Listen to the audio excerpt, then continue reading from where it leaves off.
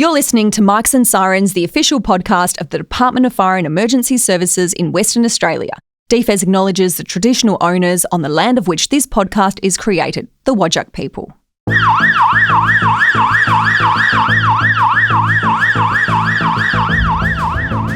Countries with more comprehensive early warning systems have 6 to 8 times lower disaster-related mortality. The notion of preparedness, the notion of prevention has to be what we do so that we don't get wrecked totally by disasters. We're going to be constantly in this vicious cycle, which is disaster, response, recovery, and then disaster again. It's a cycle that we need to get out of. You don't forget the past disasters. You learn from them. We've all seen the horror-filled images after a disaster hits. Piles of rubble where homes and shops once stood, blackened landscapes that used to be vibrant with vegetation, and above all, stricken faces of the people now forever scarred, living with the ghosts of lives lost. The guest in this episode has what sounds like one simple question. Can we, as a global community, do a better job to stay safe? Mami Mizutori, former head of the UN Office for Disaster Risk Reduction, has spent years advocating for a global shift from reacting after the event to preventing disasters before they happen. Mami shares strategies for anticipating risks, reducing impacts, and building communities that are truly resilient. Welcome to Mics and Sirens, Mami Mizutori. Thank you for having me. To begin with, would you be able to explain the role of the UNDRR, please? Well, thank you very much. UNDRR supports all stakeholders of all UN member states. So it's not only about governments, both central and local, but practitioners as the people who are gathering here today, the civil society, the business, and the goal, the collective goal is, as you said, to make the world more resilient. The targets are to reduce mortality, affected people, loss of economy, and destruction to infrastructure from disasters. And in order to do this, UNDRR convenes, advocates, researches, bringing everybody together around the table so that we can find solutions for disaster risk reduction, which is about prevention and preparedness.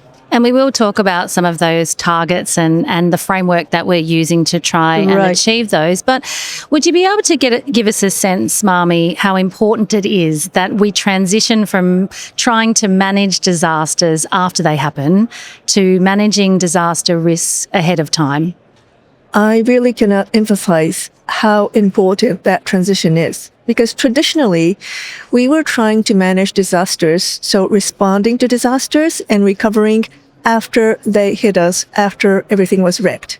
Now, we have climate change-induced disasters, which are hitting all of us, if I won't say on a daily basis, but monthly, certainly.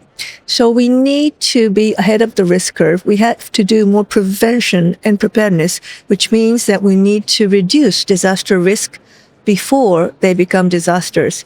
Unless we're going to be constantly in this vicious cycle, which is disaster, response, recovery, and then disaster again. It's a cycle that we need to get out of, but we haven't been able to do it yet. And if we don't have this transition, I'm afraid that we can only talk about more gloom and doom. How different are things in other countries than they are here in Australia in terms of the way that we can prepare for and prevent disasters?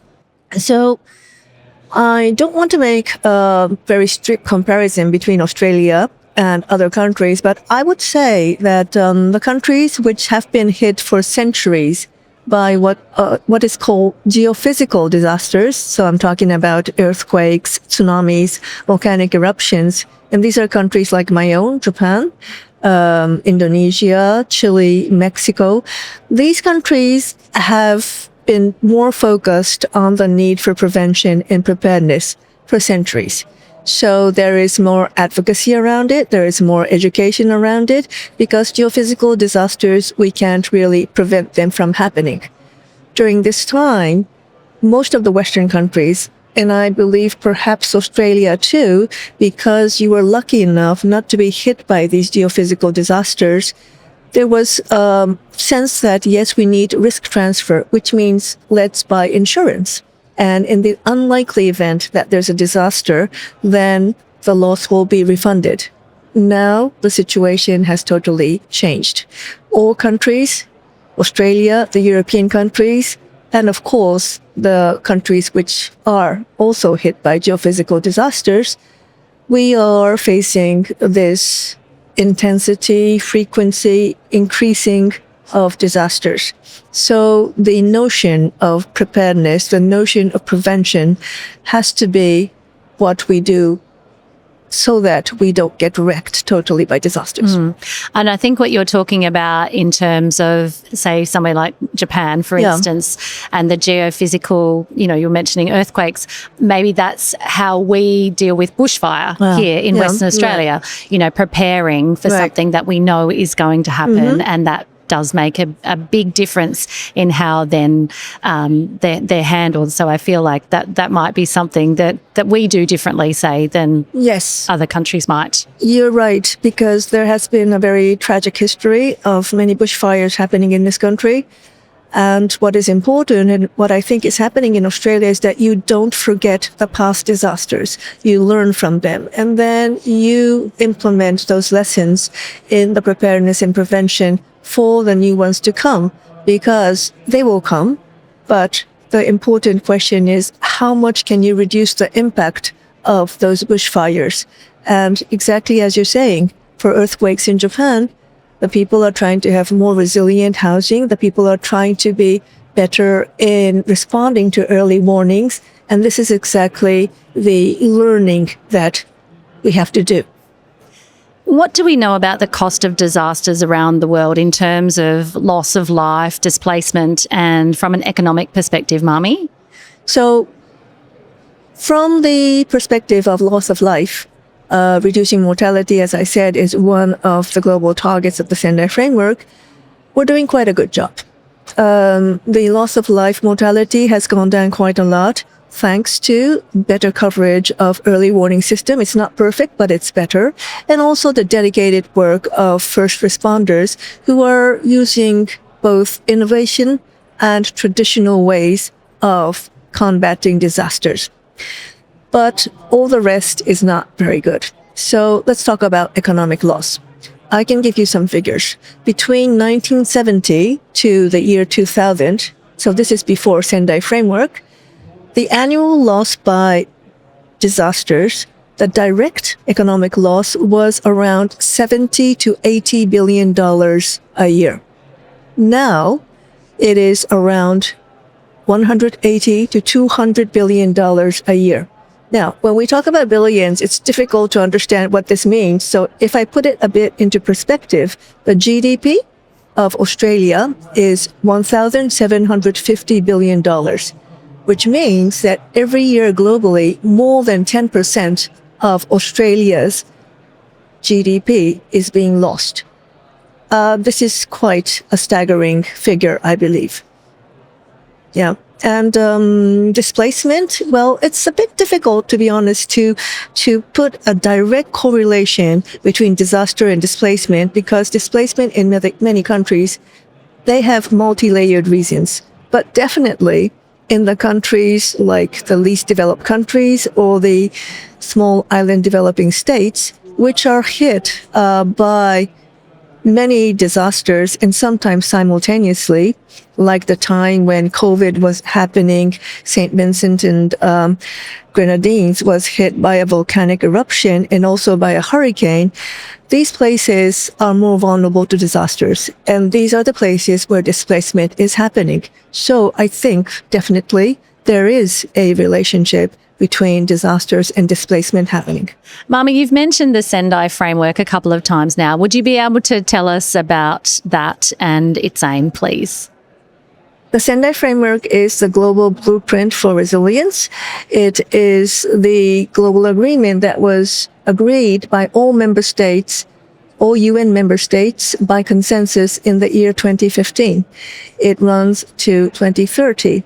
It has 4 priority actions in it. The first is to understand risk. The second is to have good risk governance. The third is to invest in resilience. And the fourth is to build back better and recover better after a disaster happens. Now, based on these four priority actions that member states must take, there are 7 global targets that need to be achieved. 4 about reducing things. What to reduce? First, mortality. Second, affected people. Third, loss of economy. And fourth, destruction to infrastructure, disruption to basic services.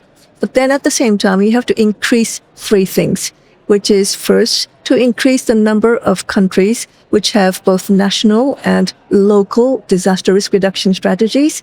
The second is to increase international cooperation for disaster risk reduction. And the third is to enhance access to risk information and coverage of early warning system. This is the Sendai framework. The UNDRR is what is called the custodian of the Sendai framework. So member states submit data around these 7 global targets on how they are doing well or not. And UNDRR, by analyzing these data and also aggregating them, we know how good we are doing or not. And UNDRR convenes, advocates, and researches around disaster risk reduction and brings the whole community of practice of disaster risk reduction together. The framework, as you mentioned, started in 2015. It runs to 2030. So what has been achieved in the last decade? So as I mentioned, mortality is going down. And to give you a bit more concrete figures, during the decade before Sendai framework, so we're talking about the years from 2004 to 2014, for every 100,000 people, the mortality from disasters was 1.61 person. Now, of course, you can't divide people, but this is the data. So after that, between 2014 to 2023, this data has gone down to 0.79, which is actually half. And I think this is quite an achievement, also taking into consideration that the global population is still getting bigger. The other thing that we have achieved is, and this may sound a bit abstract, but it's very important, the risk information that people receive is getting better. And as a result, people are much more aware of what kind of risk surrounds them, and what they need to do is prevention and preparedness. The number of countries which have those national and local strategies for disaster risk reduction, I think probably it's more close to 100 now. There are 193 UN member states. So it's not perfect, but it's getting better. And these are all the achievements that I think I can give you. And it's not bad, but really, if you remember the 7 global targets and the fact that we're not doing well on most other targets, the overall picture is not great. And with only 5 years left for that framework, how do you think we'll go up to 2030 with these targets and what you're hoping to achieve?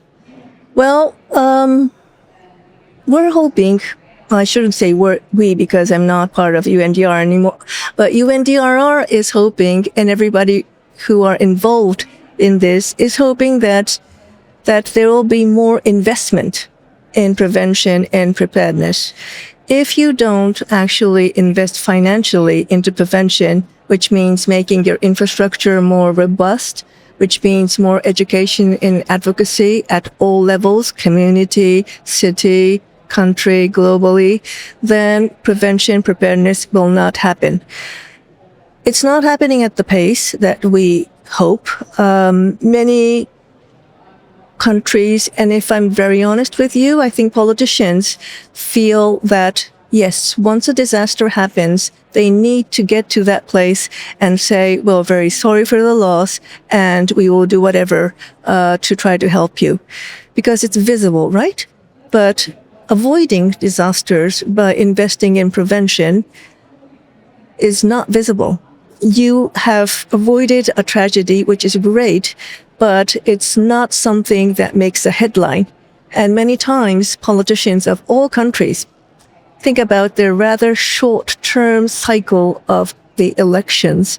And so you need a very bold and inspired politician to do this. I think that what we really need to do is to demand to our politicians to invest, to put financial resources, to put budget into resilience.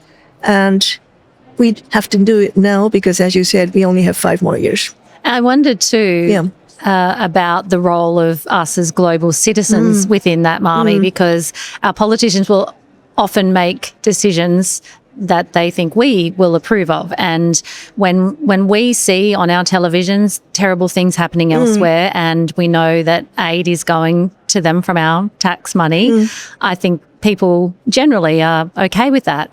But to have this idea of maybe helping somewhere else with something we're not sure is going to happen, maybe it's a shift that we all need to make as global citizens. I'm not sure. No, you are spot on. We have to make that shift. Because a lot of governments give very generous international cooperation for these least developed countries and other countries to develop sustainably. But once a big disaster hits, sustainable development is eroded. And even the case of peace and stability can be eroded by disasters. So if you don't invest in prevention and preparedness for disaster for these countries, whatever else you do might be useless at the end. Another thing I would say is that we learned a lot during COVID time that something that happens far away can impact us because the world is connected, right? Supply chains, travel, etc., etc. So, of course, we need to support these least developed countries from a humanitarian concern view. But I would also say that making other countries resilient will also impact on us positively. Are you looking to go a little out of your comfort zone and expand your world? Become an emergency services volunteer in Western Australia and gain some incredible skills. Be there on the front line to help your local community when an emergency strikes. Or join the important teams who work behind the scenes to make a difference. DFES Volunteering. Give a little, gain a lot. Visit dfes.vol.org.au to find out how you can join. One of the targets of the Sendai framework that you mentioned was around early warning systems. And before we start talking about them, I just wanted to mention Emergency WA because it's our state's official source for fast and accurate information during emergencies. And it pushes out critical information in near real time through the website, an app, an information line and socials as well. And the team behind it is award-winning, so we are very proud of it. But we're also very lucky that we have that, because there was information from 2022 that said that less than half of the world's countries have a multi-hazard warning system. What impact does that have for people who live in those areas, Marmee? Well, first, congratulations to Australia for having that system, which is very important. Now, the countries which are not covered by effective, comprehensive, early warning, early action, I would add the 2 words, system, the mortality rate is really impacted. If you do not have what is called a comprehensive early warning system, which is from end to end, so it reaches the last mile, people who live in remote areas, people who are vulnerable, and if these people are not educated enough to be alert about this and take early action when an early warning system is issued. And if the early warning system is not good enough, which means that if it's only about one hazard, say, we have multiple hazards surrounding us now. It can't be only about, let's say, hurricane. It has to be about all the risks that surround us. If it's not like that, and if the way that is communicated is not effective enough, then the number of mortality will be far greater. To be very accurate, countries with more comprehensive early warning systems have 6 to 8 times lower disaster-related mortality. That is a big figure, and the countries which do not have it suffer this. And I've heard you say that it's unacceptable that in less developed countries and small island developing states that the number of people who have access to early warning systems or early action systems is the lowest. And what can be done to change that? So there is a very important initiative that is going on right now. It is called Early Warning for All. It's the United Nations Secretary General, Mr. Antonio Guterres' initiative. And the goal is to, by the year 2027, that every person is covered by a comprehensive early warning, early action system. There are 4 elements of a comprehensive early warning system. The first is have good disaster risk knowledge. Second is observation and monitoring. Dissemination and communication is the third element, and early action is the fourth. There's one UN or UN-related organization which leads each of these areas. For risk knowledge, it's UNDRR. For observation and monitoring, it's the World Meteorological Organization, WMO. And for dissemination communication, it's the International Telecommunication Union. And early action is the International Federation of Red Cross and Red Crescent. Countries can give funding to these 4 organizations, which are really, trying to move the needle until 2027 to cover the whole world. They need funding to do the work that has been started by the Secretary General.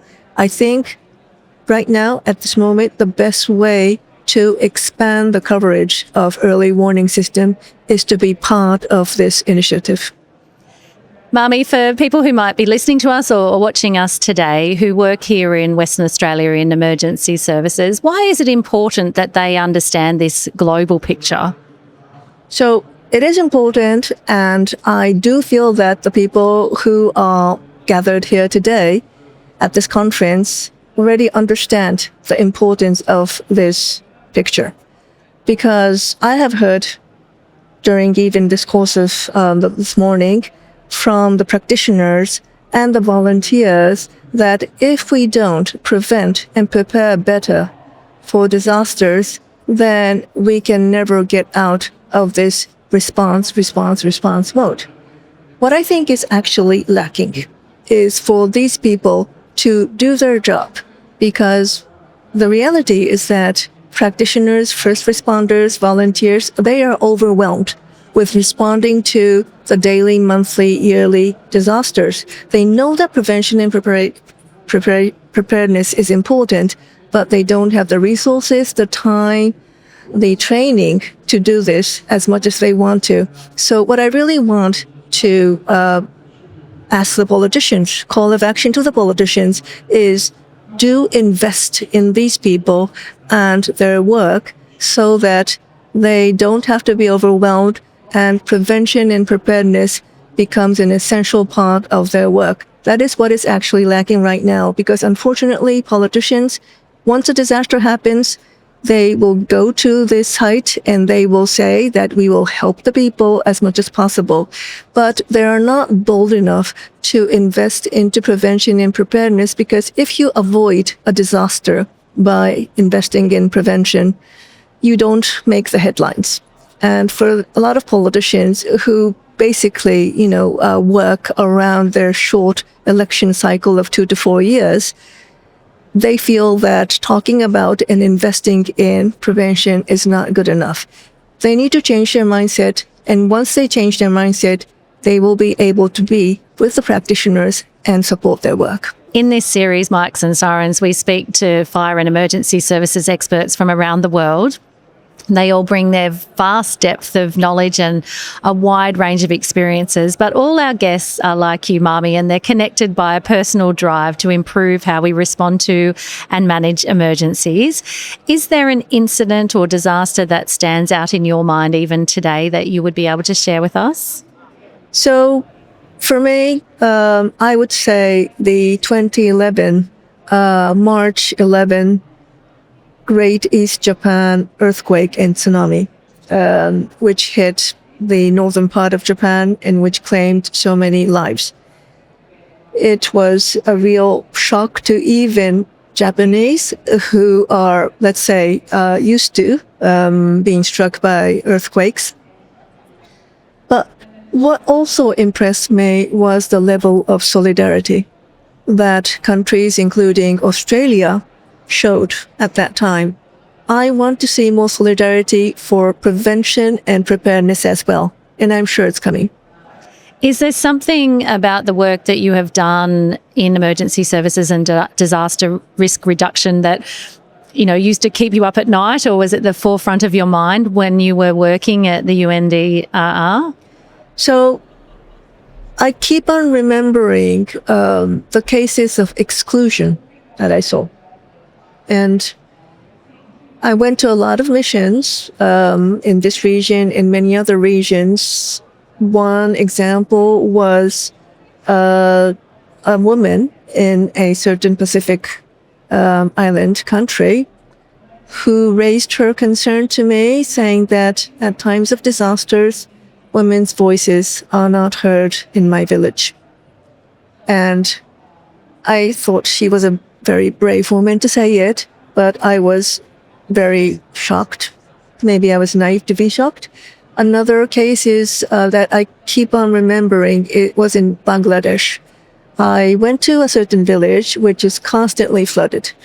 And now they have better evacuation centers. But then I did also visit this corner of this village, which was kind of like, gated. And this was where a transgender community was living.